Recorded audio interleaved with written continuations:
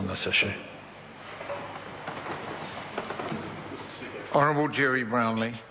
Mr Speaker, everyone participates in this debate this afternoon filled with the wisdom of hindsight. And I don't think that you serve, sir, the best interests of those who are most deeply affected by these losses by getting into the sort of finger-pointing exercise that I fear we're headed for. Yesterday, Mr Finlayson and I went to the West Coast to give the families the first opportunity to see the Royal Commission report and to hear firsthand the government's response to it. It is a report that does not pull any punches. It doesn't attempt to excuse anything. It is a report that tries its very best to try and understand exactly what happened without having had the ability to enter the mine and know for sure exactly what the causes of this tragedy have been. When we spoke to the families, I think they showed all of the characteristics that they've been recognised for by the Royal Commission. And those quotes of the Commission have been mentioned many times this afternoon. They are part of the public record in the Commission's documents. Now, when we came to the question time,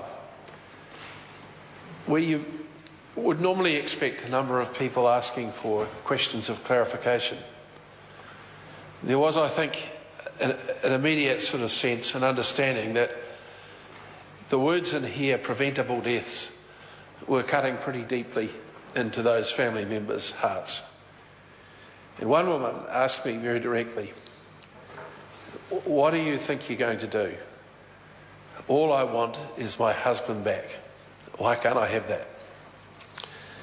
And you know, everyone knows that it's not something that you can deliver, it's something that you can do.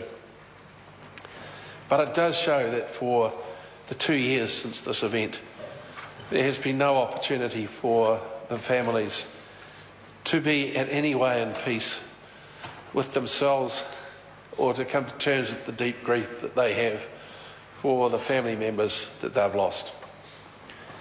And all that we can do is ensure that every opportunity is taken, every piece of legislation is used, every regulation is changed so that this does not occur again.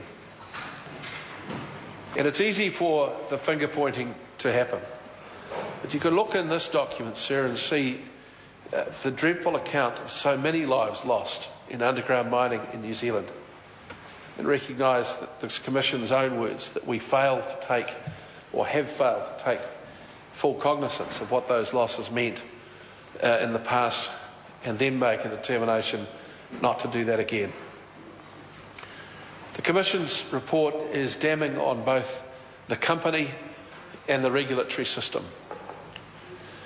And the incidents that were reported that seem never to get the light of day, never to be understood by people, do make sober reading. There's one on page 105 of the report, sir, that very explicitly says from a deputy underground, experienced in conditions, "Get the damn ventilation sorted out so we can cut coal. This ventilation issue has dragged on for 2.5 bloody years." That, sir, was the 21st of October. It was a period, year 2010. Indicating, sir, that for a very long time, virtually from the start of the portal project, and then the cutting of all of the various roadways into the resource, saw problems. And apparently nothing done. The commitment that the government makes is to pick up all of the recommendations in this report, to implement as many of them as possible, as quickly as possible, and in particular to give recommendation number 1 the full consideration that the Royal Commission obviously wants the government to make. That, sir, should be a consideration that produces a regime that will endure for a much longer period than the 1992 legislation, but also picks up many of the elements of things that have been mentioned here today. The decline of the regulatory environment didn't happen overnight. It happened over a long period of time. In fact, Andrew Little today, I think, indicated that very well, talking about the extraordinary drop in the number of inspectors in the Department of Labour, safety inspectors in the Department of Labour, between the mid-1990s and up until the date he chose, 2008.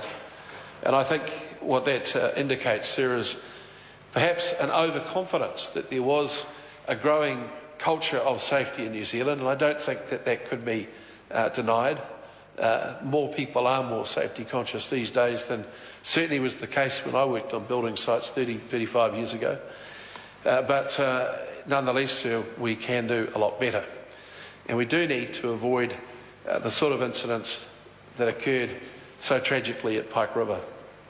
I want to make a comment about the company director's response to the Pike River Coal Royal Commission, where they have today said that they are going to dispute some of the findings.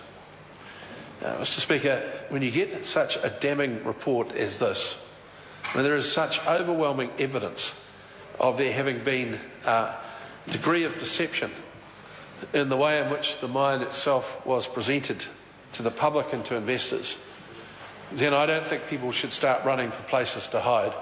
They should simply look at how they're going to participate in ensuring this doesn't happen again. I want to make my final comments about the part of the Royal Commission's report that deals with the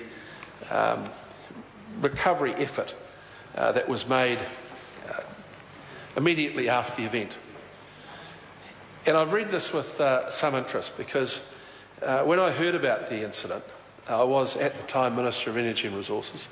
I was in Canterbury, and so I immediately went to the Pike River site and got there around about 10:30, 11 o'clock in the evening. And what surprised me is the general lack of organisation and lack of information about what the situation was. And I think all I want to say is that there is a need for a number of services who might be involved in these types of incidents to sort themselves out. Andrew Little spoke, I think, quite appropriately about the way in which the possibility of people being rescued from that mine was held out for such a long period of time, virtually from the Friday night right through until the Tuesday afternoon. And then finally, with the second big blast on Wednesday afternoon, the recognition that it was changing from rescue to recovery. Mr. Speaker, the tape that everyone saw on television on Tuesday evening should have been available to the families, in my opinion, on Saturday afternoon. Some of the people who were involved in the incident recovery team or the CIMS process, etc., should have been on top of that. And what I am forever haunted by is the view that it was an irrelevant piece of footage and didn't add to anything. The reality is, sir, when I saw it on Monday, it was total confirmation that anyone's prospects of survival in that mine were exceptionally low.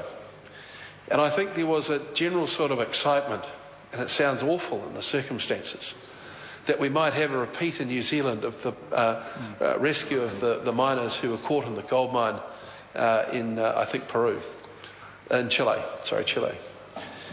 So the services who are involved here do also need to look at the performance. I'm not criticising them. It was difficult. It was hard. But they do need to look at the performance so that they can be better prepared for future occasions. This, sir, is a good report. The government will be acting on its recommendations. The time for this debate has now concluded, so we call on Government Order of the Day number 1.